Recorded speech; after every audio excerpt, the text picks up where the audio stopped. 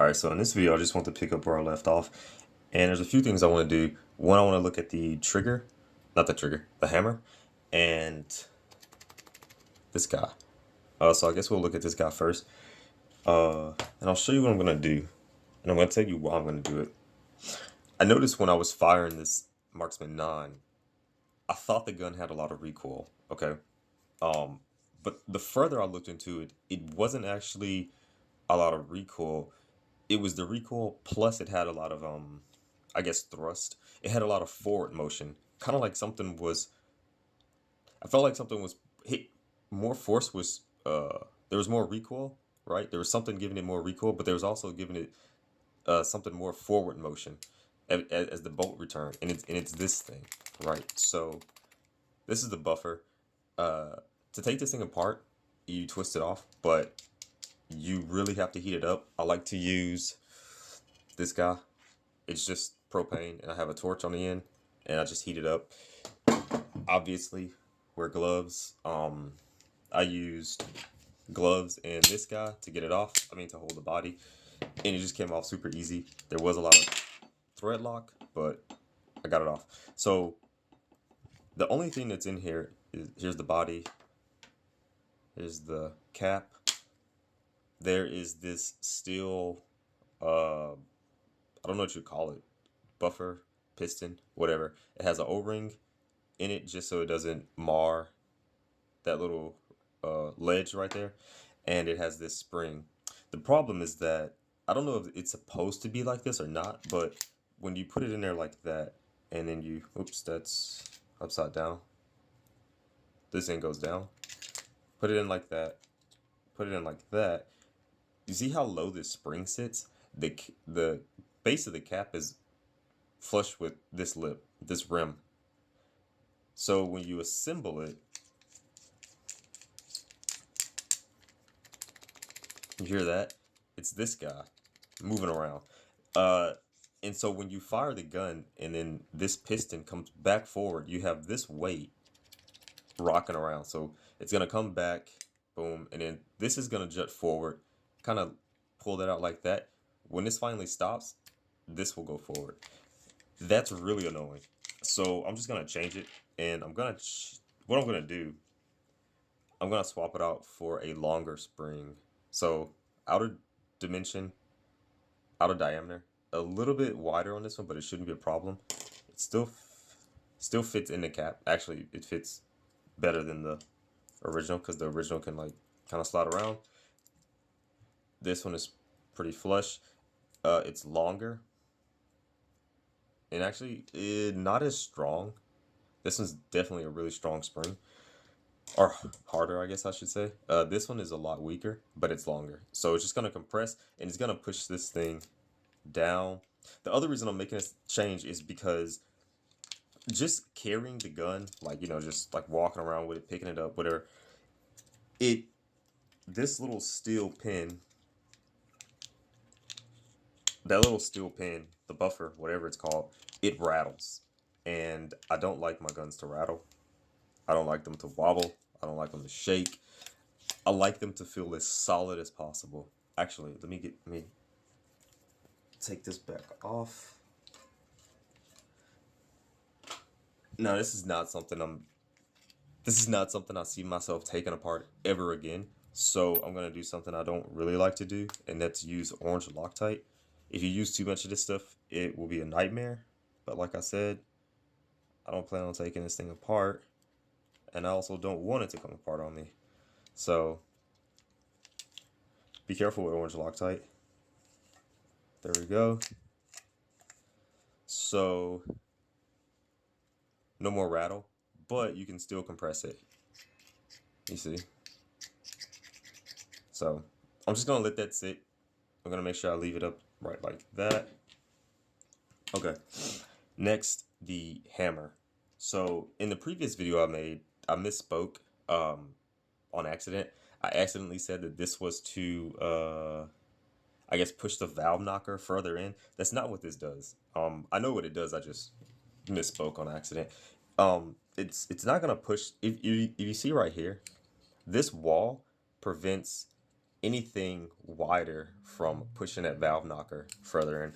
What this little screw is actually there for is, say for instance, you live in a cold climate and you needed more gas to flow out of your magazine.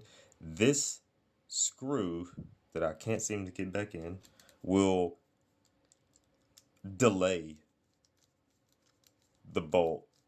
I'm sorry. This little screw, the further out so it sits like this, sits in there like that. So let's say you need more gas, right? Let's say your FPS is so low, you need more gas to flow out of your magazine. What you would do, you would unscrew this screw like that. When the hammer drops and it hits the valve knocker, it's going to sit a little bit further back than it normally would because this screw is now sticking further out. So I guess one way to think of it is, don't think of the screw sticking further out. Think of it as the further you move the screw out, the further back you push the hammer. Okay, the further back you push the hammer, when the bolt actually travels rearward for the recoil, right, the reaction, it's going to take a little bit longer for that bolt to hit this hammer and disconnect it from the valve knocker. Okay, so you're giving yourself a little bit more time for gas to flow out of the magazine to give you more joules or more blowback, whatever. That is what this little screw is for. Now, this thing came out pretty easy. There was no thread lock on it. I live in a super hot climate. It's cold here. 2 days out of the year. So I think you know what I'm going to do. Now, I should be using blue on this, but this is another piece that I don't want to fall out and that I'm also never going to take apart again. So I'm just going to do probably not the smartest thing and just use orange Loctite again. Also, I think I'm out of blue Loctite anyway, so, but I don't feel like losing this piece. It's kind of small. If I really ever needed to come out, I could just heat it up with my blowtorch for like a good 2 minutes and this thing will come out just as easy as I just screwed it back in, okay?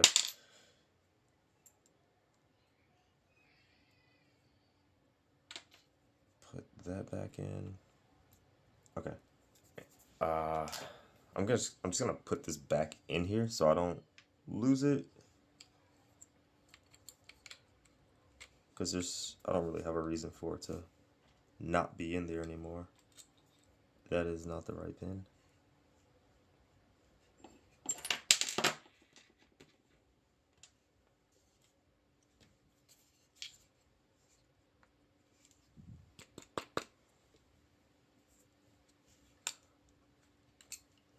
Sorry, trying to keep this in camera when I'm trying to grab stuff.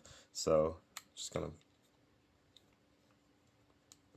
try to wiggle that back in. That's one. There we go. All right. Sweet. So there, we got that in. It's pin snapped in. I'm not gonna fully put this back together yet because I'm still waiting on my selector. So I'll get back to that. The last thing I want to take a look at was this guy and the fact that this steel pin is hitting this. Okay, so technically, if I put any material between here, it's gonna push this buffer forward, and that means that my bolt will sit a little bit further forward once it finishes the travel rearward. Okay, that can be an issue because if the bolt sits too far forward, it might not be stopped by the bolt lock. Okay, so I basically took the thinnest material I could find, and this is just some latex rubber. It's a lot more durable than the real rubber that I have, so I chose to use this. I just cut into a small square, and what I'm gonna do is just super glue it right there.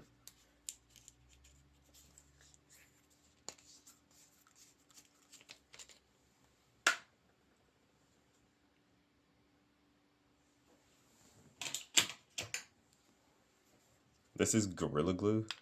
I got the gel version because it doesn't run, and in some applications, I don't want it to run on me. This is one of those. So I'm just going to put it on there like that. That was way too much.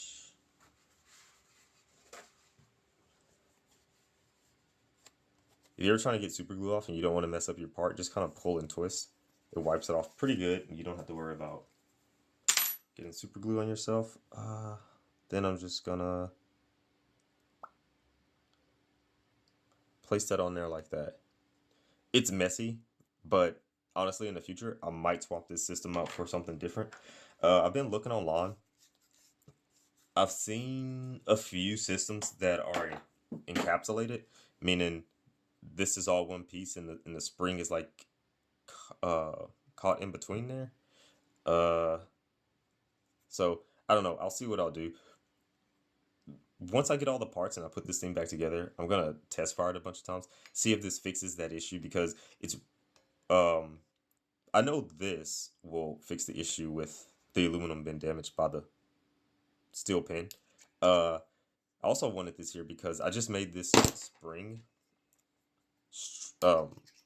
requires a little bit more force to compress because now there's no give. So I could see this aluminum block getting receiving more damage than it normally would. So this is pretty good. The only thing I need to make sure is that my bolt now still is caught by the bolt catch, which I'll do in another video.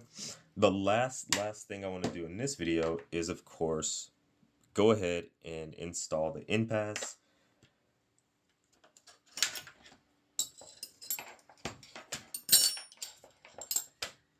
So have my spring, have the end pass, drop that in there. You guys can't see it, and funny enough, neither can I. What I need is a light, like right above me. The light's actually behind me, above me, but behind me, so I can never see in here. And if I turn on a light on my camera, the battery will die super quick. So I need to find out what to do to get a light directly above me. I think that'll help.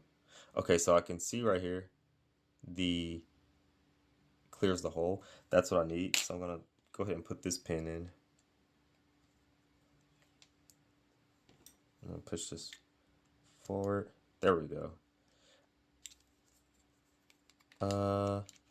And yeah, can you see that?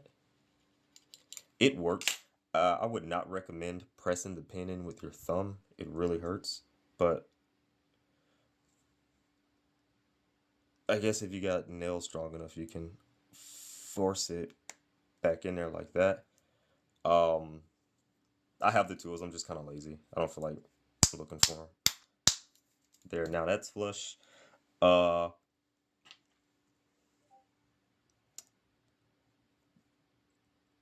Let's go ahead and drop. Yeah, this one needs to sit like that, which should be good. So we're gonna try it again. Just push it in there. Hope it's seated correctly. Got it. Okay. Just to make sure that this thing seals properly, I'm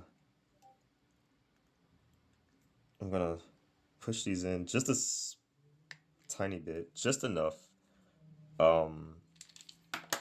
to where I can seal it with this. Now I'm only going to use just enough to fill the little hole. I'll wipe off